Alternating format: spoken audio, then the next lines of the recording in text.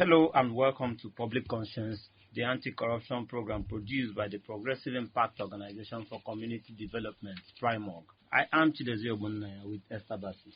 Thanks for joining us, and please watch us on our live stream on Facebook at Official PRIMOG. If it is convenient for you, and the spelling of PRIMOG is PRIMORG. On Public Conscience, we seek to evolve a corruption-free society by drawing government and citizens' attention to corruption reports and issues for prompt democratic actions against them. We also promote integrity by amplifying the rare cases of the display of honesty by private and public individuals. We appreciate the MacArthur Foundation for supporting the production of this program. In today's program, we will be focusing on the management of taxes collected from drivers of commercial vehicles and how some of these revenues find their way into private pockets in Rivers State. Make no mistake about it, billions of naira in transport taxes are reportedly lost annually across Nigeria. According to an investigative report published by the International Center for Investigative Reporting, ICIR, Rivers State has lost about 55 billion naira in revenue generation to government officials and non-state actors who collect transportation taxes.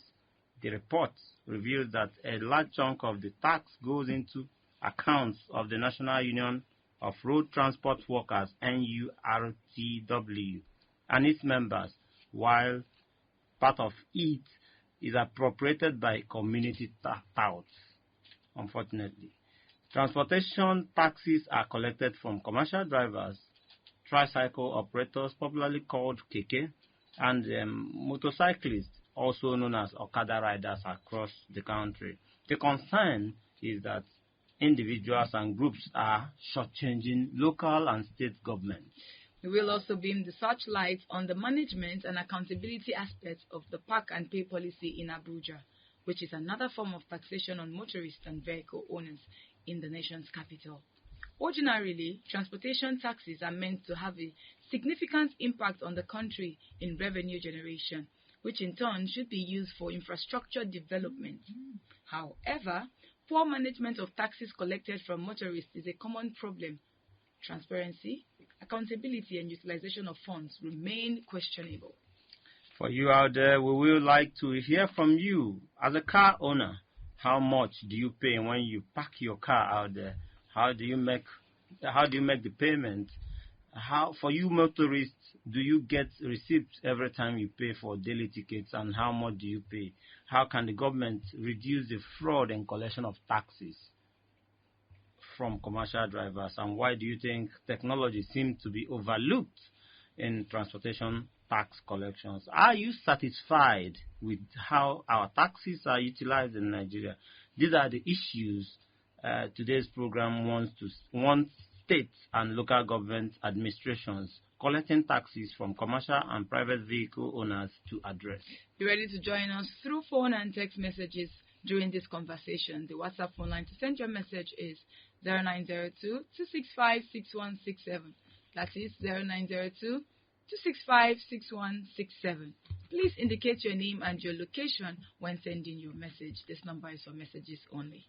Please begin to send your messages as soon as possible to 09022656167, and that is 09022656167. We will give out the phone numbers to call shortly.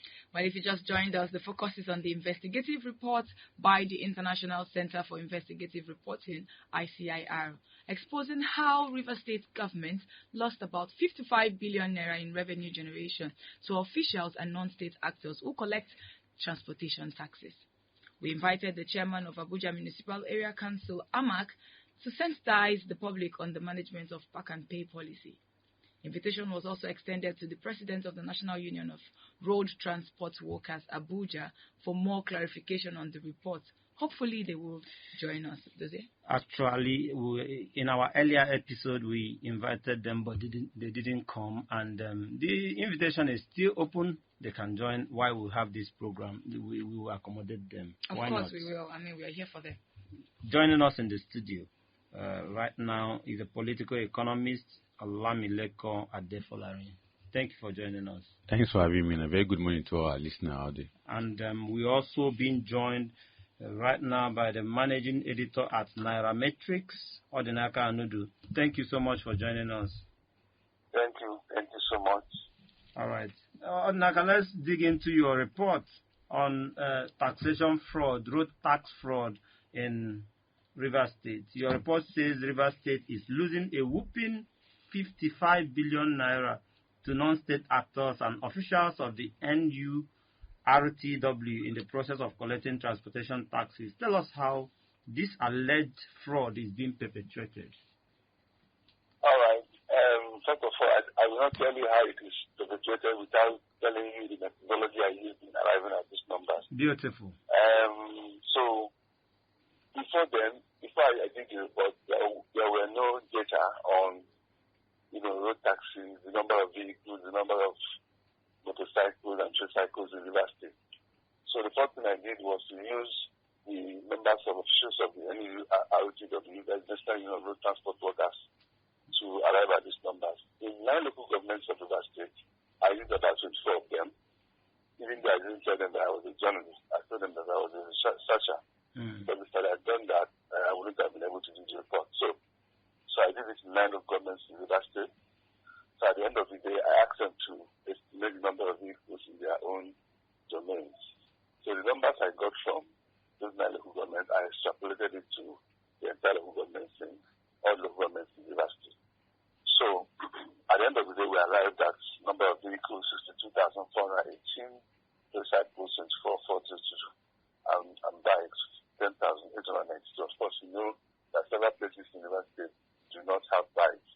So that's why you see these numbers, some of these numbers are low. I'm not going to tell you that these are exactly the same, but at least they are very close to the truth. Because when you do data reporting, you may not get the actual numbers, but you get something closer to that. So at the end of the day, I also went ahead to look at how much each of these, how much is collected from vehicles, tricycles, and motorcycles.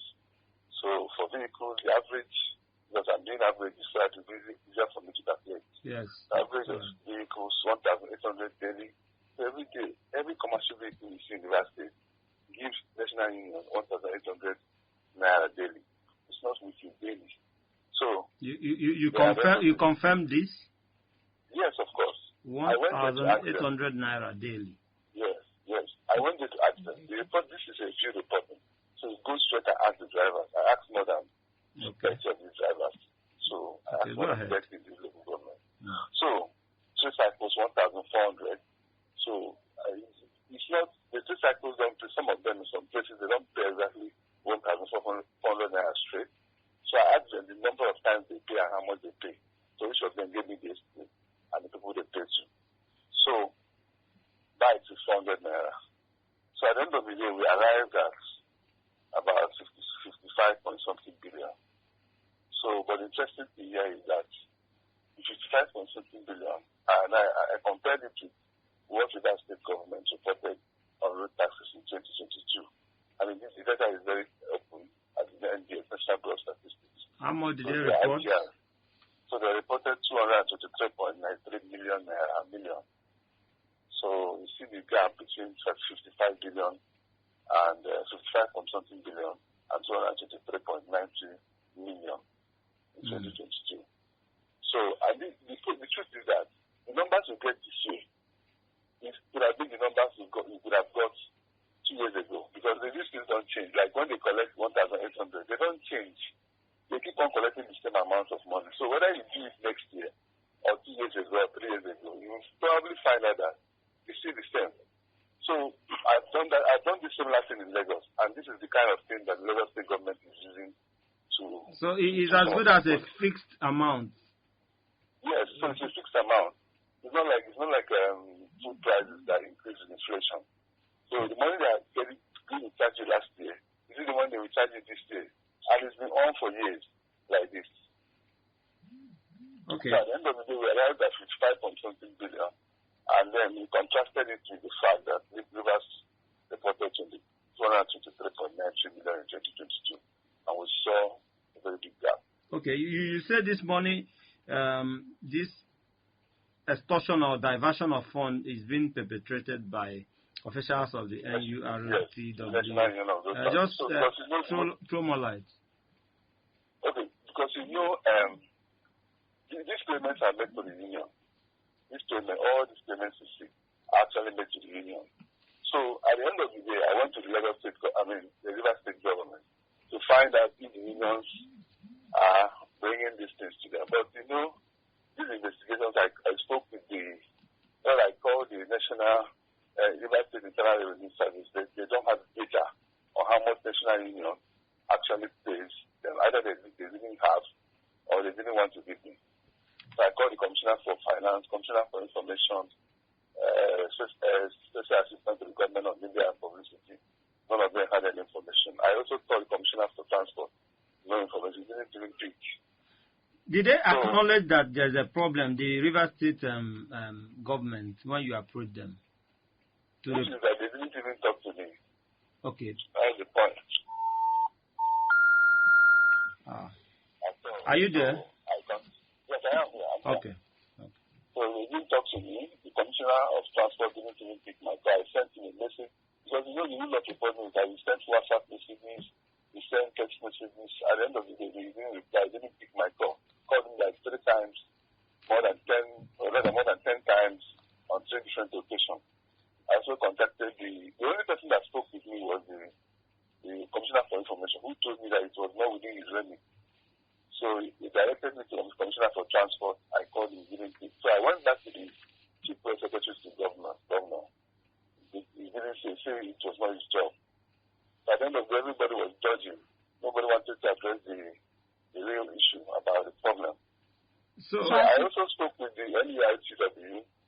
So because I needed to speak with them. So I met an official secretary to the organization, state secretary. So he told me that, of course, they take some money, but it wasn't specific. I was trying to find out what is the percentage of money that they take. Then they take some money from the money and they return some to the River State government. So as you speak now, are you telling us that there are no plans on ground to actually stop this extortion? No, what the River State government did, this was very encouraging. But I know it will not stop the issue. It will not stop the problem or the crime from continuing, or probably the fraud. Maybe I think fraud should be the right word, from continuing. Because as soon as we finish this report, the governor dissolved all the revenue generating agencies in River State. Oh. So I think the governor being an accountant probably saw the methodology I used. Because it's very difficult. I mean, it's very simple when I'm reading them out, but you need to be a data person. You need to be a mathematical person before you arrive at these numbers. Nigerians don't like complex things. That's why you don't see this kind of story everywhere. So I usually... Okay, Odinaka, I just wanted to comment there to ask you if there are plans, or do you have any idea of the state planning to use electronic means of collecting some of these taxes, which can actually hinder touts from extorting the government? No, there are no plans. Nobody spoke to me about plans, and I'm sure it's not going to happen, because the problem is that the NURTW is already an institution in River State. So if you start doing that, they will not make money. There's a lot of money they make from the fact that this is not digitalized. Okay. Digitalized, as the case may be. So, for example, you're walking on the road, a vehicle is walking on the road, they collect 200 naira from them. I mean, this is how they make their money. Some of them don't even get salaries. And this is just how they make the money. So when you digitize it, you're going to cause crisis in the state, because these guys are usually used as political tools during elections. So you need to be very careful if you're a governor. But that's because there's no political will anywhere. So from your point of view, we have institutionalized this group of persons to make us be that place will continue losing money. We are trying to generate revenue, but this institution is set up to make us lose money, and we can't do anything about it, unfortunately. Yes, of course. Odinaka, we have to thank you so much, and we have to leave it there. Thank you so much for your investigation, using data to bring out all this. Thank you for joining us this morning. Thank you, too. Managing editor at Nairametrics, Odinaka Anudu. Thank you for joining us. Thank you. Bye. All right. If you just joined us, it is Public Conscience and the production of PRIMOG. PRIMOG stands for the Progressive Impact Organization for Community Development. And we are talking about road taxes and the fraud in it, in what you call, in local parlance, Agberos taking over the streets, collecting taxes and not remitting to the government as much as they could. I mean, you see the gap. He estimated 55 billion naira, while the government gets less than, get in millions, while the taxes goes in billions into non-state actors. Still staying with us is political economist Olamilekun Adefolarin. Thank you for being here. Thanks for having me. All right, let's come to you. You heard him, and it's unfortunate. Exactly. Let's get your initial reaction, and how serious is taxation fraud in this part of the country? I think for me to start is for us to have a modest history of NURT. How did they become so institutionalized that they now become so powerful within our economic space and political space that they are now have to be acting on behalf of the state in collecting taxes? This goes back to the colonial period when we have National Union of Railway Workers. There was also National Union of Mechanic Association in Nigeria. It was from that branch of group of people that this NURT came up, and it became so militant that they were giving support to the agitators for independence at that period of time, even though history did not capture most of the activities of this set of non-state actors at that point of time. But critical history books of Nigeria, particularly from the left-leaning like NLC, have captured the activities of these people called NURT today. But by late 1990, during the military era, they came into fusion, whereby begin to exceed their experiences, particularly in part of Lagos, starting from the bookshop area in CMS in Lagos, where they started collecting money from drivers, private vehicle, especially commercial buses and the rest of the yellow buses in Lagos. Then by 1999, when we now have democracy in full force, they now became a well-known organization because they also helped the political gladiators who contest for election in the Fourth Republic that we now have currently in 1999. And since then, they have been so visible in our political terrain. Now, another angle of your question is about the fraud. Now, to them, it is not fraud they are committing, rather they are helping the state to collect part and parcel of the money and remit almost nothing. This is how it happens. If you remember the forms of local government administration that we have had in the country, there was a time we have the councils whereby the chief managed the local government. There was a time we also have local administration.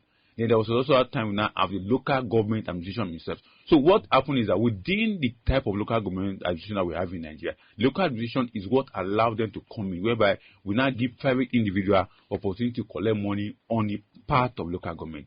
Because local government lacks staff, they lack the skills, so they now use this third party to collect the money. And that's where the NURT came in and became so institutionalized, so strong, so powerful. Apart from the political patronage that politicians are getting from them, this is where they get their own part of the national cake. So to them, it is not fraud. Rather, they are also helping the state. But internally and logically, it is fraud that has been committed within that space of Nigeria economy. And that's what we're supposed to address. And to address it, it's going to take a peculiar task because it's like a marriage of a Siemens twins, whereby this one have his own opinion, this one have his own interest, and this one have his own opinion, this one have his own interest. They only come together when their interest and opinion meet a balance on the table.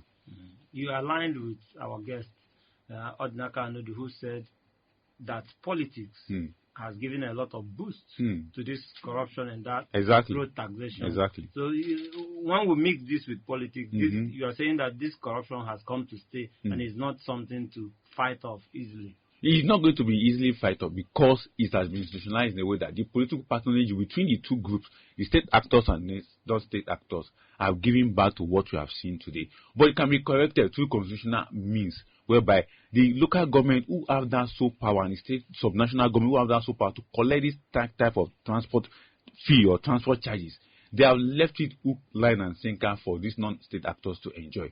And you see, most of them, it's not just in Rivers State, across the 36 states in Nigeria, including FCT, are suffering the same. And if you also look at the politics that NURT is playing at the national level, I don't know whether you have witnessed the election before. You have seen where they are campaigning. They also use that vigorous exercise that we also see in national politics. That's how they also do. They campaign at all levels. They use all means to ensure that the stooges, whoever they want in power, to remain as their national president or their state branch chairman or whatever. And that's how come to be. But what we are trying to enlighten Nigerians to understand, this is not the way to go.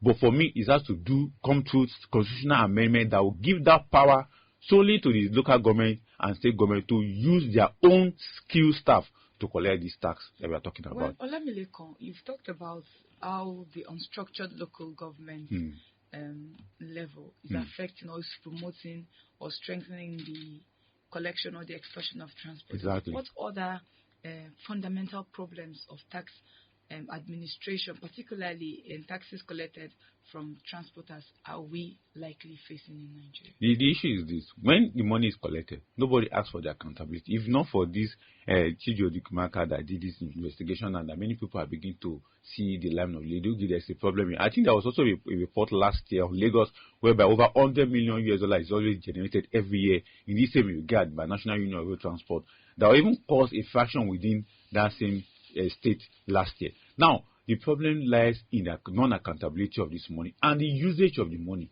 because the NERC see the money as a free money, and that free money caters certain aspects of their individual and group life, particularly when government say we don't want to put human face to tax collection. And it is that human face to tax collection that gives room for NERC to come full force and be collecting such segment of money in our society. And it's not just NERC alone. We have about 5 different groups in that sector. We have the Nigerian Road Workers Association. We also have exactly. We also have no top. They call it Nigerian Road Transport Workers Employee Association. We also have Self Drivers Association. All these groups we are seeing collected a sum of money from commercial bus driver or even private cars that want to go into commercial activities on daily basis. And that's how it has been. Well, our big concern is remitting this money. You cannot collect 55 billion and remit in millions. The gap is so massive. Exactly. And let me, just like you said earlier, let me say that a 2021 report by the ICIR says touts, popularly referred to as Agberos, make as much as 123 billion in revenue every year in Lagos.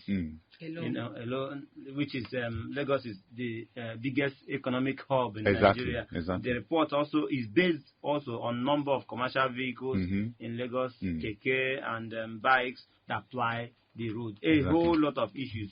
But stay with us. We will come back to this issue. We also want to touch on. We'll return to this conversation, but we want to touch on another corruption report that is thrown up, or that has been thrown up by the Premium Times. You know, the report is saying that it's alleging that the Tertiary Education Trust Fund, TET Fund, controversially awarded a contract worth over 3.8 billion naira to a firm in a manner that raises concerns about violation of Nigeria's procurement law. The report says TET Fund paid the contractor a total sum of 2.9 billion naira in 4 installments between June 30 and November 17, 2023 for information, communication and technology intervention projects. But instead of releasing the funds to the institutions as mandated by its operational guidelines, TET Fund deducted the funds upfront from each of the institutions, amounting to billions of naira. However, according to TET Fund, the contract aimed to expose a larger number of students in public tertiary institutions to in-depth communication, entrepreneurship, and productive skill development. It is more like a skills acquisition program. Yeah. But in response to this allegation, the Executive Secretary of TET Fund, Sonny Echono, denied the breach of procurement but did not produce evidence to show the agency trained students in tertiary institutions.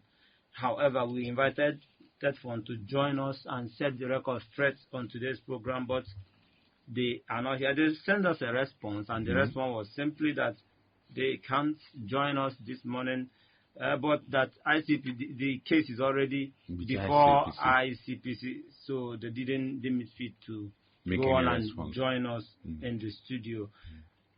It is what it is. That is where we find ourselves. But we urge ICPC at this point to also, look into the books, cross all the T's, dot the I's. Whoever is indicted, get them to book. If they are not, if you allow me to say one or two, I say one or two. The issue is that this kind of fraudulent act by third fund, allegedly, they will definitely cook the book. They will cook the book. After they have started cooking the book, how the money was shared, how the money was given, and the rest of them. They also make cases and make their response to ICPC. And when I say they cook the book, is one of the critical questions you ask, who are the students? When were they trained? Where is part of the university? When all these kind of questions are critical questions they will need to answer. They will definitely get one or two. As we are speaking today, they can start doing a Photoshop of training in one place or the other. They will put it together, pile it up together, and submitted it to ICPC. It has happened in the past. That's why I say they will cook the book. They will begin to organize shabby training in different locations. They will tag it, they will do the video, and they will put the pictures together and submit it. So when you now ask them for the evidence, or where did you conduct the training, which student do you do, they will bring all these pictures together for us to see. It has happened in the past. Premium Times was insisting on show us picture evidence, videos, and I don't know why that didn't happen. But it's a time for us to also get over to that person listening to us out there, Esther. Okay, please follow us on our social media platforms at Official Primog. Primog is spelled P-R-I-M-O-R-G. And remember that we're still streaming live on Facebook at Official Primog. And remember that this program is interactive. The WhatsApp phone line to send your message is 09022656167, 09022656167. This number is for messages only. Please begin to send your messages now to 09022656167. And we want to get your own contribution into the conversation. Feel free to share with us how much you pay for parking your cars. I mean, we have Park and Pay in Abuja. How much do you pay? Do you pay electronically? Do you part with your cash? Tell us. How much do you pay for daily tickets if you're a bus driver, Okada driver, ticket operator? Just let us into how much you spend and how do you spend it. Is there any electronic transaction in it? Do you get receipt every time you pay? How can government tackle the fraud in collection of taxes? How much do you think technology can improve the system of tax payment in Nigeria? I want to hear from you. Are you a bus driver? Are you a cab driver? And you keep paying fees you do not know how it's being spent? Please call us and tell us how much you pay on a daily. Yes, averagely in a day, how much do you pay? And do you get a receipt for it? We have our first caller. Hello? Good morning. Good morning. Your name and where you're calling from? Okay. Good morning. My name is Pascal. I'm calling you from Asokro this morning. All right. Let's hear you, please. Thank you very much. I'm neither a taxi driver nor an Okada driver, but I've done that job before, and I have a lot of experience about it. In Anam State, for instance, where I was domiciled before I came here, we used to ride motorcycle, then that's probably known as Okada. And there is this scheme that Soludo brought. He took that power of the National Union, the Okada Drivers Union, the Keke Drivers Union. He took over that power from there, and they banned all those unions.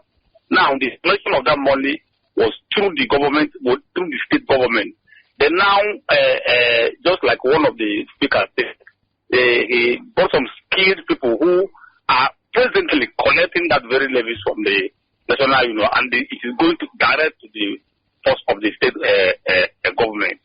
But that is not where the whole thing ends, because even those at the national at the state level, even those even in Anambra and other states, even if those money being collected by the state government, they will just squander them off and embezzle and loot every money. So it is, I don't even call the money being collected by National Union or Okada Union as a expulsion, because they are just eating part of the national cake. That is where they work, and that is where they are supposed to eat, because it's government who will collect the money will still eat the money again. So what is the need? Thank you very much. Interesting time. So he doesn't see the need of we disturbing them like it's part of the national cake. But this national cake they're eating is even bigger than the main. Like if you are eating part of the cake, it should actually be part of the cake and not a larger chunk of it. Interesting times. Let's pick another call. Hello. Hello. Yes, your name and where you're calling us from. My name is John Ikodia. All right, let's have your contribution. I'm calling you from Asoko. Okay. Right.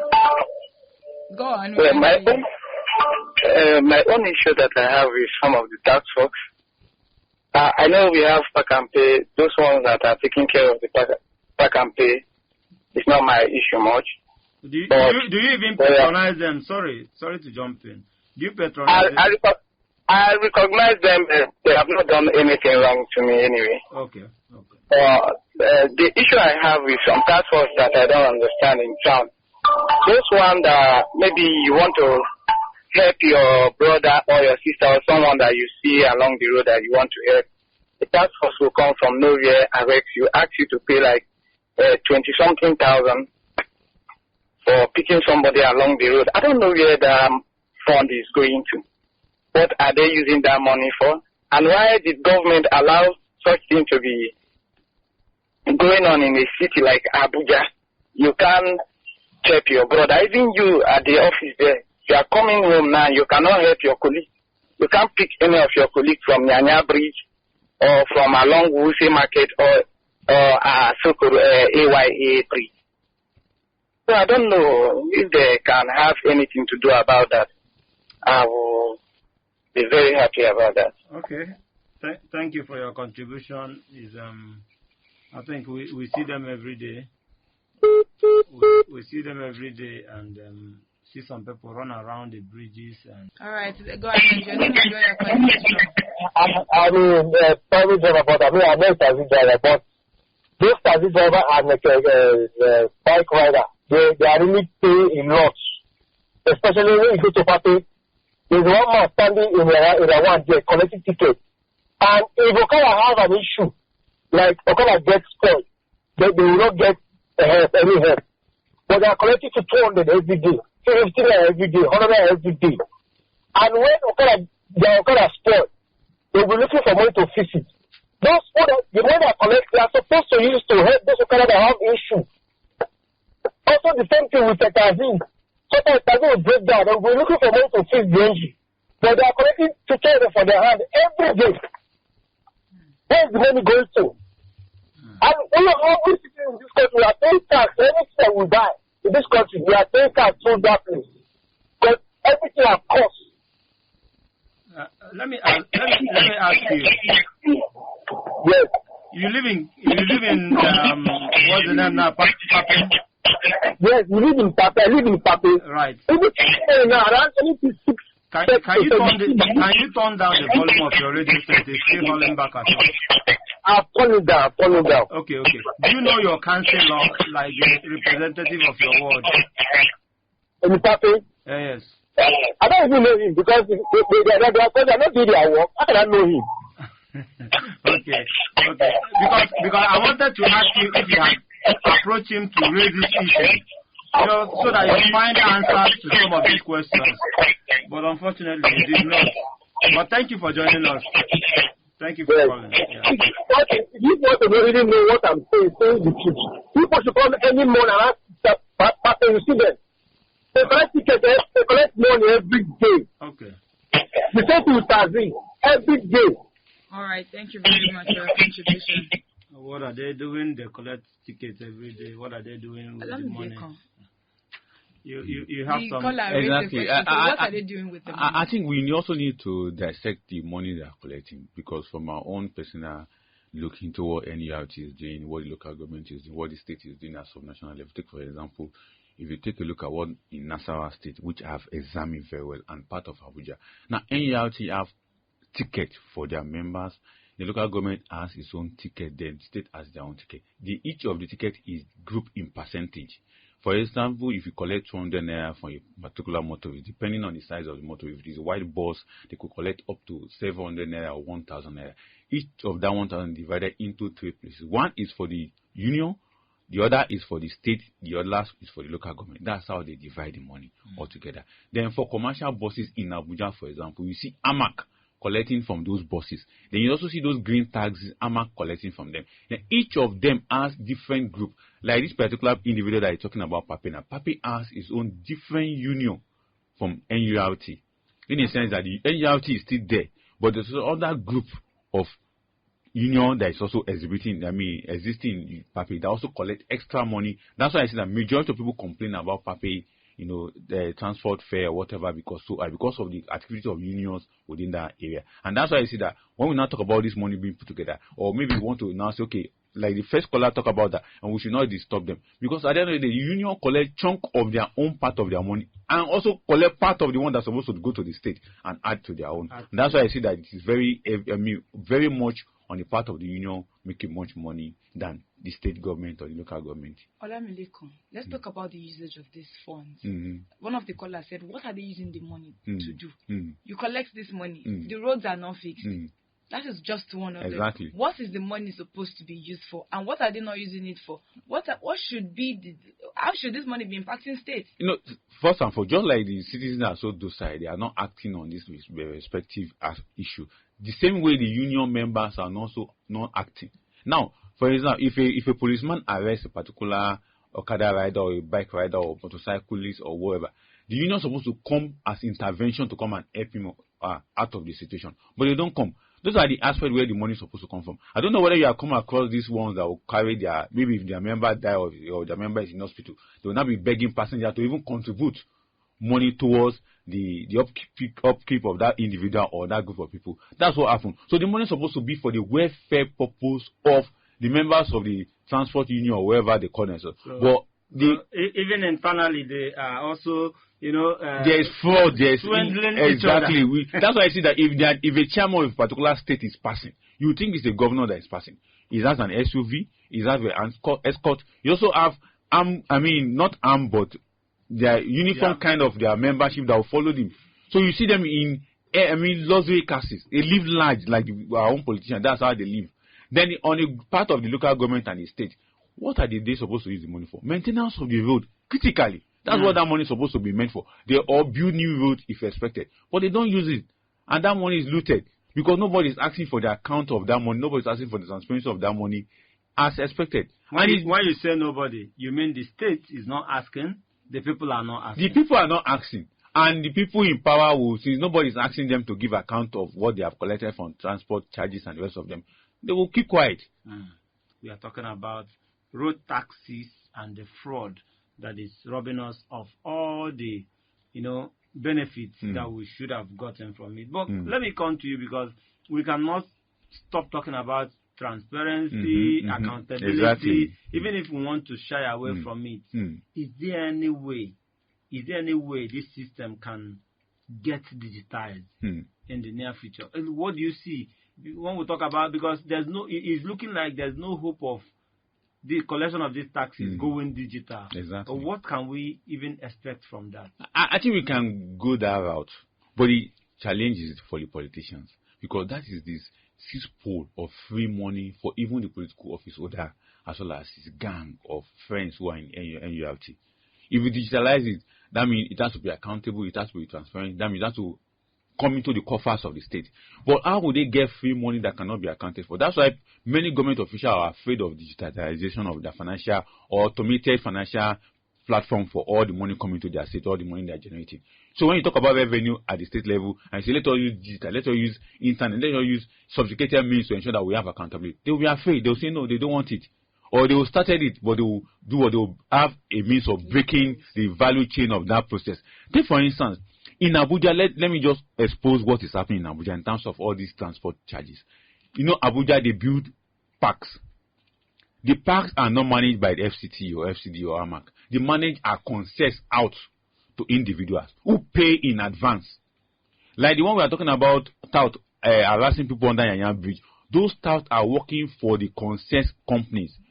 that have collected the contract from the government, and those companies are paid in advance to the state. So they need to make their money. Yes, in MacArthur, which is Nassau State, I had the opportunity of having a shop in the market. The people collecting the tax for the local government pay in advance of 5 million naira. That was in 2018, 2019 to the local government. Now, it is not left for you. If you like generate 2 million, it is your business. If you like generate 1 million, it is, as far as you have paid that 5 million naira to the local government, that is it.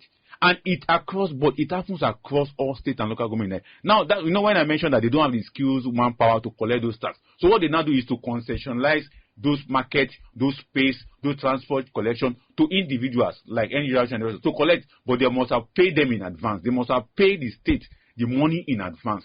If it is 2 million naira, you pay them for the entire year. If you like go and generate 10 million, that is not their business. If you like generate less than that amount, you have paid them. That is how it is being operated.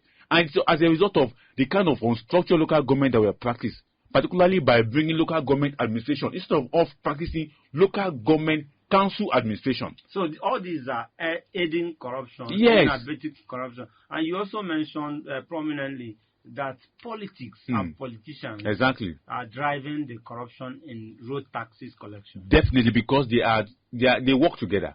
Most times when you see INEC want to use the transport people, who do they use? They use NERT. Now, that is on one hand. Now, politicians who want to go on campaign, who sponsor which buses do they hire to lift people from one local government to the other? It is the NERT buses. I've seen whereby NERT state chairman, they bid ball for aspirants. It happens. Even in FCT here, the last election, NGRT were building bid boards for politicians and contest for election. The same thing in Niger State. Across all states, that's what they partner in that level to the point that by the time you now become the governor, this is what you give them. And to sustain this since 1999, this has been the sharing formula between them. By the time a particular person comes into power as a governor, he now gives them a particular area to manage. And they give back whatever the government asks them to give back in terms of the funding or the finances. And whatever you can make from it, you make from it. Why didn't you think the NERT election is always very bloody, just like the normal national election that we normally have? Just go to the headquarters in Gariki 2 here in Abuja and see what they do. And you know that's why you now understand that now these guys are being institutionalized to be part and parcel of not just the local policy but national policies on a global. And they are also internationalized. NERT is not a local. They are an affiliate of National Nigerian Labour Congress. Not only that, affiliate in Global Transportation Congress in Africa and the world. They attend international conferences. Wow. But at this point, how critical are education and enlightenment of citizens? It's very important we educate Nigerians, particularly even the drivers themselves and their members, particularly on the money they are collecting from them. That money is supposed to be meant from them. At the end of the day, when you are sick, it's supposed to be their retirement benefit at the end of the day. How can somebody be a member of a particular group, be paying money throughout the year, then when he is in need, the group will never come to his rescue? So we need to educate them that this money is meant for them. And that's why I suggested from the beginning that constitutional amendment or through a constitutional review can also help us so that it can checkmate some of this activity. Because if we just keep on saying, okay, doing, and there is no law to back it up, definitely we may have problem. Like each members of those groups, they're supposed to see how they can review their constitution. The money is not meant for the chairman or the president of NERT. It is meant for members so that they can take care of them. And the way our own political space is also shared, meanwhile, people who are appointed to political office are living large. That is also is happening in this kind of group also. Because the people who are occupying those positions in those groups are living large. They live large on the money that members are contributing.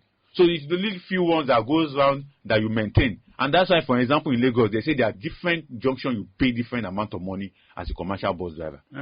So unstructured. Let's drop the anchor with this question, because earlier you raised a question that they even attend international programs and all that. But what international best practice can we really adopt, our local governments can adopt and states can adopt to prevent this corruption and extortion of the state revenues by non-state actors? Like for me, the first thing, they then stop concessioning of some of this motor park, some of this junction to this group of people. That's where the problem starts from. When you concede this to them, then they will have the opportunity to carry out their fraud, because they can make more than what they have given to you. So that on one. Then digitalization that you talk about is also very, very important. But the fear of digitalization is that if it comes into processes, that means the people who have been benefiting from the wrong way of getting those things done, they will not benefit from, so they normally stop. So we must utilize